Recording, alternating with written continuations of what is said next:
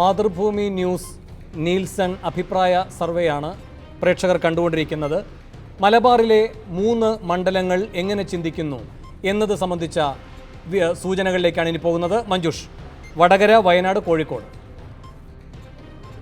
വടക്കൻ കേരളത്തിലെ മണ്ഡലങ്ങളെ പ്രത്യേകിച്ച് ബാധിക്കുന്ന വിഷയങ്ങൾ ചർച്ച ചെയ്യുന്ന ഈ സമയത്ത് ഈ വിഷയങ്ങൾ ഓരോ മണ്ഡലത്തെയും എങ്ങനെ സ്വാധീനിച്ചിരിക്കുന്നു എന്ന പ്രധാനപ്പെട്ട ഫലങ്ങളിലേക്ക് പോവുകയാണ്. 3 മണ്ഡലങ്ങളിലെ ഫലമാണ് അറിയാൻ പോകുന്നത്. വയനാട്, വടകര, കോഴിക്കോട്, ഈ ഒരു ക്രമത്തിലാണ് വരുന്നത്.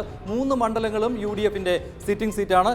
എന്തെങ്കിലും അട്ടിമറി സംഭവിക്കുമോ? രാഹുൽ എങ്ങനെ ഈ മണ്ഡലങ്ങളെ സ്വാധീനിച്ചു? ആദ്യം വയനാട്ടിലേക്ക് പോകാം. കഴിഞ്ഞ തവണ 20,000-ഓളം വോട്ടുകളുടെ ജയമായിരുന്നു MI ഷാനവാസിന്. ഇത്തവണ രാഹുലിന്റെ ജയം റെക്കോർഡ് ഭേദിക്കുമോ? അതോ കടുത്ത മത്സരം കാഴ്ചവെക്കാൻ LDFിന്റെ PP സുനീറിനും തുഷാർ വെള്ളാപ്പള്ളിക്കും കഴിയുമോ?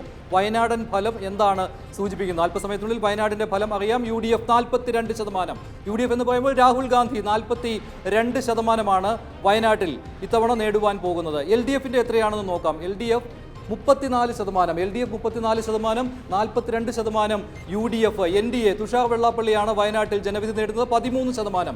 42 UDF, 34 PP Suneer. LDF, NDA ആകട്ടെ 13% വോട്ടാണ് വയനാട്ടിൽ നേടാൻ പോകുന്നത്. ഇതാണ് വയനാട്ടിലെ ഫലം. എന്തായാലും രാഹുൽ ഗാന്ധി മത്സരിക്കും എന്ന കാര്യത്തിൽ ഏതാണ്ടൊരു തീർച്ചയായ സമയത്ത് തന്നെയാണ് ഈ സർവേ പൂർത്തിയായത്. അതുകൊണ്ട് തന്നെ ഈ മണ്ഡലത്തിൽ രാഹുലിൻ്റെ വരവ് സ്വാധീനിക്കുമോ എന്ന കാര്യം തീർച്ചയായിട്ടും പ്രതിഫലിച്ചിട്ടുണ്ട്. അതിനുശേഷം ഇനി ഈ സർവേയുടെ ഭാഗമായിട്ട് തന്നെ രാഹുലിൻ്റെ വരവ് സ്വാധീനിച്ചിട്ടുണ്ടോ എന്നൊരു പ്രത്യേക ചോദ്യമുണ്ട്. ആ ചോദ്യത്തിലേക്ക് വരുമ്പോൾ ഇക്കാര്യത്തിൽ കൂടുതൽ വ്യക്തത വരുന്നതുമാണ്. 42%. കഴിഞ്ഞ തവണ 41.2% വയനാട്ടിൽ കാണാവുന്നതാണ്. 41.2% വയനാട്ടിൽ UDFന്. ഇത്തവണ അത് 42. കഴിഞ്ഞ തവണത്തെ 38.9 നിന്ന് 34 LDF കുറയും. വയനാടും UDF അങ്ങനെ 3-0 എന്നായിരിക്കുകയാണ്. ആദ്യ 3 മണ്ഡലങ്ങളും UDF നേടിയിരിക്കുകയാണ്. അടുത്തത് വടകരയുടെ കാര്യത്തിൽ ഇഞ്ചോടിഞ്ച് പോരാട്ടം നടക്കുന്ന രണ്ടാമത്തെ മണ്ഡലമാണ് വടകര. ആദ്യത്തെ മണ്ഡലം കണ്ണൂരായിരുന്നു. K മുരളീധരൻ വന്നതോടെ പ്രവചനം ബുദ്ധിമുട്ടാണ് വടകരയിൽ. P ജയരാജൻ മത്സരിക്കുന്നത് കഴിഞ്ഞ തവണ ഷംസീർ വെറും 3000-ഓളം വോട്ടുകൾക്ക് തോറ്റ മണ്ഡലത്തിലാണ്. മുല്ലപ്പള്ളിയുടെ സ്വാധീനം നിലനിർത്താൻ K മുരളീധരന് വടകരയിൽ സാധിക്കുമോ? ഫലം ഇഞ്ചോടിഞ്ച് എന്നാണ്. ഇഞ്ചോടിഞ്ചാണ് വടകരയിലെ ഫലം. കണ്ണൂർ കഴിഞ്ഞാൽ വടകരയിലും ഇഞ്ചോടിഞ്ച് പോരാട്ടം. വെറും 1% വ്യത്യാസം. 43 LDF 43%, UDF ആകട്ടെ 41%. 41%-മാണ് UDFന്, 43% LDFന്. 2% വ്യത്യാസം. 2% വ്യത്യാസം എന്ന് പറയുമ്പോൾ പൊരിഞ്ഞ പോരാട്ടമാണ് നടക്കുന്നത്. 4% വരെ പൊരിഞ്ഞ പോരാട്ടമാണ്. അതുകൊണ്ട് 43% LDFന്, 41% UDFന്. അങ്ങനെ വടകര സീറ്റ് പൊരിഞ്ഞ പോരാട്ടത്തിൽ നിലനിർത്തുവാൻ കഴിയും P ജയരാജന്. തിരിച്ചു പിടിക്കുവാൻ വടകര സീറ്റ് UDFിൽ നിന്ന് തിരിച്ചു പിടിക്കുവാൻ P ജയരാജനിലൂടെ LDFന് കഴിയും. NDAക്ക് 12% വോട്ട്. കഴിഞ്ഞ തവണ 8% മാത്രമാണ് വടകരയിൽ NDAക്ക് BJPക്ക് നേടാൻ കഴിഞ്ഞത്. ഇത്തവണ 12%. കഴിഞ്ഞ തവണ 43.4 UDFിനുണ്ടായിരുന്നത്. അതിൽ 43 കുറയും. 43.1% ഉണ്ടായിരുന്നത് LDFന്. അത് 43% ഇത്തവണ. അങ്ങനെ വടകര മണ്ഡലം തിരിച്ചു പിടിക്കുവാൻ LDFന് കഴിയും എന്നാണ് സർവേ ഫലം സൂചിപ്പിക്കുന്നത്. പക്ഷേ ഇഞ്ചോടിഞ്ച് പോരാട്ടമാണ്. കണ്ണൂരിനെ പോലെ തന്നെ പൊരിഞ്ഞ പോരാട്ടമാണ് നടക്കുന്നത്. അടുത്ത മണ്ഡലം കോഴിക്കോടാണ്.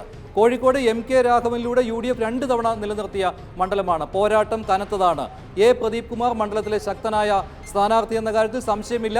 LDFന് തിരിച്ചു പിടിക്കാൻ കഴിയുന്ന മണ്ഡലമായി കോഴിക്കോട് മാറിയിട്ടുണ്ടോ? സർവേ ഫലം എങ്ങനെയാണെന്ന് നോക്കാം. കോഴിക്കോട് എങ്ങനെ ചിന്തിക്കുന്നു? LDFന് 42% കോഴിക്കോട്. UDFനാകട്ടെ 39% ഉള്ളത്. 3% വ്യത്യാസം എന്ന് പറയുമ്പോൾ ഇഞ്ചോടിഞ്ച് പോരാട്ടമാണ്. കണ്ണൂരിനെയും വടകരയെയും. കണ്ണൂരിൽ UDF ഇഞ്ചോടിഞ്ച് പോരാട്ടത്തിലാണ് ജയിക്കുന്നത്. വടകരയിൽ LDF ഇഞ്ചോടിഞ്ച് പോരാട്ടത്തിൽ. അതുപോലെ തന്നെ പ്രദീപ് കുമാർ ഇഞ്ചോടിഞ്ച് പോരാട്ടത്തിൽ 42-39. 3% വ്യത്യാസത്തിൽ LDF കോഴിക്കോട് മണ്ഡലം തിരിച്ചു പിടിക്കും. വടകരയും കോഴിക്കോടും LDF തിരിച്ചു പിടിക്കും. അതേസമയം വയനാട് മണ്ഡലം UDF നിലനിർത്തും. അങ്ങനെ 2 സീറ്റുകൾ LDFന്, 3 സീറ്റുകൾ UDFന്. കാസർഗോഡും കണ്ണൂരും വയനാടും UDF നേടുമ്പോൾ വടകരയും കോഴിക്കോടും LDF നേടും. ഇതാണ് സർവേ ഫലം പറയുന്നത്. അതേസമയം കണ്ണൂരും വടകരയും കോഴിക്കോടും പോരാട്ടം കടുത്തതായിരിക്കും. ശരി, ഉണ്ണി ബാലകൃഷ്ണൻ, ഇവിടെ ഇപ്പോൾ വടകരയുടെ കാര്യത്തിൽ BJP ഒന്ന് നില മെച്ചപ്പെടുത്തുകയാണ്. എന്ന് വെച്ചാൽ 8%-ൽ നിന്ന് 4% വളർച്ച കാണിക്കുന്നുണ്ട്. BJP അങ്ങനെ 4%-ലേക്ക് വളർച്ച കാണിക്കുമ്പോൾ കോൺഗ്രസിന് ഈ പറയുന്ന തരത്തിൽ 2.5% കുറവ് വരുന്നു കഴിഞ്ഞ തവണത്തെ അപേക്ഷിച്ച്, ശരിയല്ലേ? അതെ. അങ്ങനെ വരുമ്പോൾ മനസ്സിലാക്കേണ്ടത് എന്താണ്? പി ജയരാജൻ വിരുദ്ധ വികാരം BJPക്ക് ഗുണം ചെയ്തു, അങ്ങനെ അത് കോൺഗ്രസിന് തിരിച്ചടിയായി എന്നാണോ, അതോ ഒരു ആൻറ്റി ഇൻകംബൻസി അവിടെ ഉണ്ട് എന്നാണോ? അവിടെ ഒരു ആൻറ്റി ഇൻകംബൻസിയുടെ സാധ്യത ആദ്യം തന്നെയുണ്ട്, ഒന്നാമത്തെ കാര്യം. പിന്നെ രണ്ടാമത്തെ കാര്യം, നമ്മൾ ഈ സർവേയിൽ ഉടനീളം പറയുന്ന ഒരു കാര്യമുണ്ട്. ഇപ്പം LDFന് 43% വോട്ടാണ് വടകരയിൽ പറയുന്നത്. തൊട്ട് പിന്നിൽ UDFൻ്റെ സ്ഥാനാർത്ഥി K മുരളീധരനുണ്ട്, 41% പറയുന്നത്. അതായത് ഡിഫറൻസ് എന്ന് പറയുന്നത് 2%. നമുക്ക് ഉറപ്പിച്ച് പറയാൻ കഴിയും, നമ്മളുടെ സർവേ പ്രകാരം ഈ 2% എന്ന് പറയുന്നത് ഏത് സൈഡിലേക്കും തിരിയാവുന്നതാണ്. അതുകൊണ്ട് തന്നെ ഈ മണ്ഡലം അൺപ്രഡിക്റ്റബിൾ ആണ്. ഇപ്പം നമുക്കിപ്പോൾ P ജയരാജൻ വിജയിക്കുമെന്ന് ഈ കണക്കിൻ്റെ അടിസ്ഥാനത്തിൽ പറയാമെങ്കിൽ പോലും സർവേ നടത്തിയിട്ടുള്ള നീൽസൺ സൂചിപ്പിക്കുന്നത് 1% മുതൽ 5% വരെ വോട്ടിൻ്റെ ഡിഫറൻസ് ഉള്ള മണ്ഡലങ്ങളെല്ലാം തന്നെ ഏത് സ്ഥലത്തേക്കും നീങ്ങാം എന്നാണ്. അങ്ങനെയാണ് എങ്കിൽ ഈ ഫലം ഇപ്പോൾ P ജയരാജൻ വിജയിക്കുമെന്ന് ഉറപ്പിച്ച് പറഞ്ഞാൽ പോലും വരും ദിവസങ്ങൾ അതിനകത്ത് വളരെ നിർണായകമാകും. അപ്പോൾ ഈ പറയുന്ന കോഴിക്കോട് എടുത്തു കഴിഞ്ഞാൽ അവിടെയും ഈ പറയുന്നത് പോലെ അതേ ഫാക്ടറുണ്ട്. പിന്നെ വളരെ പ്രധാനപ്പെട്ട ഒരു കാര്യം, ഈ MK രാഘവനെതിരായിട്ടുള്ള സ്റ്റിംഗ് ഓപ്പറേഷൻ നടക്കുന്നതിന് മുമ്പാണ് ഈ സർവേ നടന്നിരിക്കുന്നത് എന്നൊരു ഘടകമുണ്ട്. അപ്പോൾ പോലും അവിടെ പ്രദീപ് കുമാർ വളരെ മുന്നേറ്റം കാഴ്ചവെച്ചിട്ടുണ്ട്. LDF 42% വോട്ടാണ് അവിടെ നേടും എന്ന് നമ്മൾ പറയുന്നത്. 39% വോട്ടാണ് UDF നേടും എന്ന് പറയുന്നത്. 3% ഡിഫറൻസ്. അതും ഒരു മാർജിനൽ സീറ്റായിട്ട് വേണമെങ്കിൽ പറയാം. പക്ഷേ MK രാഘവനുള്ള എതിരായിട്ടുള്ള സ്റ്റിംഗ് ഓപ്പറേഷൻ ആ മണ്ഡലത്തിൽ വലിയ ചലനങ്ങൾ ഉണ്ടാക്കിയിട്ടുണ്ടെന്നുള്ളതാണ് അതിന് ശേഷമുള്ള റിപ്പോർട്ടുകൾ പറയുന്നത്.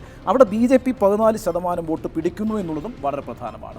അങ്ങനെ വരുമ്പോൾ ഇപ്പോൾ BJP നേരത്തെ 12.3 12 കൂട്ടു, ഒരു 2% വളർച്ചയെ അവരവിടെ നേടുന്നുള്ളൂ. അതെ. ഇതിലെ പ്രശ്നം 39 എന്ന് പറയുമ്പോൾ തന്നെ ആൻറ്റി ഇൻകംബൻസി പ്രകടമാണ് രാഘവന്. അതെ. അതുകൂടാതെ ഒരു സ്റ്റിംഗ് ഓപ്പറേഷൻ കൂടെ വരുന്നു. 1, 2 പ്രദീപിനെ പോലെ വളരെ സ്വീകാര്യനായിട്ടുള്ള നേതാവായിട്ട് പ്രദീപ് വന്നതിൻ്റെ അടിസ്ഥാനത്തിലാണ് ഈ 42% എന്നുള്ളൊരു വോട്ട് പെർസെൻറ്റേജിലേക്ക് അവർ ആദ്യം തന്നെ എത്തുന്നത്. അതാണ് ഞാൻ ഈ പറഞ്ഞത്, MK രാഘവനെതിരായിട്ടുള്ള സ്റ്റിംഗ് ഓപ്പറേഷന് മുമ്പ് തന്നെ പ്രദീപ് വളരെ പോപ്പുലറായിട്ട് അവർ മുന്നേറ്റം നടത്തിയിട്ടുണ്ട്. അതുകൊണ്ടാണ് ഈ 42% എന്ന് പറയുന്നത്. MK രാഘവന് ഒരു ആൻറ്റി ഇൻകംബൻസി പ്രശ്നവുമുണ്ട്. അതുകൂടി അത് 39% മാറുന്നു. ഈ ഡിഫറൻസ് എന്ന് പറയുന്നത് 3% മാറുന്നു. ഈ 3% എന്ന് പറയുന്നത് ഇനി വരും ദിവസങ്ങളിൽ ഇടതുപക്ഷത്തിന് കൂട്ടാൻ കഴിയുമെന്നാണ് അവിടെ നിന്നുള്ള റിപ്പോർട്ടുകൾ സൂചിപ്പിക്കുന്നത്. ആ അർത്ഥത്തിൽ നമുക്ക് കോഴിക്കോട് LDFന് ഉറപ്പിച്ച് വിജയിക്കാൻ കഴിയുന്ന മണ്ഡലമായി തന്നെ പ്രവചിക്കാൻ കഴിയും. ശരി.